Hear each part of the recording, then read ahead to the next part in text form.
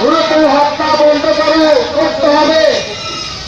মানুষ ফেসবুকে দেখে মানুষ আর ঠিক থাকতে পারতেছে না, আমিও ঠিক থাকতে পারতেছি না। আমি যদি কোথাও বদ্ধ চাকু পাই, জানলে ওই কোটারও সিস্টেম করে হওয়াবো।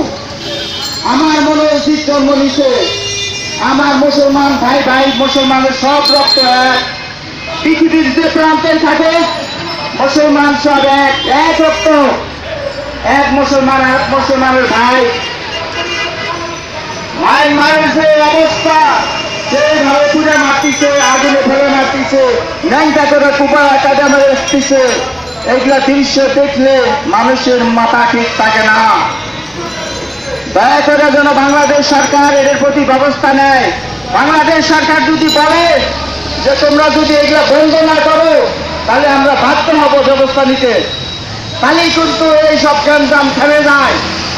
অথচ তিনি করতেছেন না। কেন করতেছেন না তাও জানি না। আমাদের পার্শ্ববর্তী দেশ, পাশের বাড়িতে আগুন লাগছে, আমাদেরকে নিবাতে হবে। কেন করতেছে না, কিসের জন্য করতেছে না? জাতিসংঘের চাপে। জাতিসংঘ বিজাতিকের মাথা, সব বিজাতি এক জায়গায় হয়েছে। আমরা মুসলমান সব এক হয়ে যাব। আল্লাহ যেন মুসলমানদেরকে সব এক করে দেয়, সব মুসলমান যেন এক হয়ে যায়, এক হয়ে যেন মুসলমানের পাশে দাঁড়ায়, এই কোন হত্যা যেন বন্ধ হয়। আমি এটাই কামনা করতেছি। মাননীয় প্রধানমন্ত্রীর কাছে অনুরোধ করব, আপনি এগুলো দেখেন আমাদের পাশে দেশে কি হতেছে, আপনি দয়া করে দেখেন, যান, আপনি এদেরকে সাহায্য করেন। এরা মুসলমান, আমরা মুসলমান, এরা মানুষ।